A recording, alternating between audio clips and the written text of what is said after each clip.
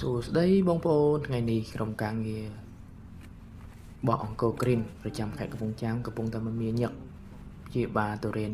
បងប្អូនម្ចាស់ចំការនៅខាងស្រុកស្ទឹងត្រង់ខេត្តកំពង់ចាមនេះកំពុងតែលេហើយកំពុងតែកោះថ្នាំដាក់ចូលគ្នាដើម្បីបឺនសារ៉ាងសម្រាប់ជាបាដើមទៅរៀនហើយមានពីតាប 20cc Gen K 40cc អង្គរ Atomic កំពុងតែលាយច្របល់ចូលគ្នាដាក់មួយសូរ៉ាងបងប្អូនដើមប៉ុណ្ណឹងបងប្អូនអាចចាក់បើសិនបើក្នុងករណីអត់ឈឺអាចចាក់មួយសារ៉ាងទៅពីរសារ៉ាងទៅបានហើយ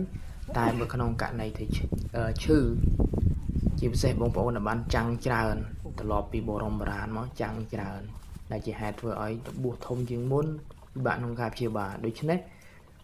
ដោយអ្វីដែលបងម្ចាស់ដេប៉ូ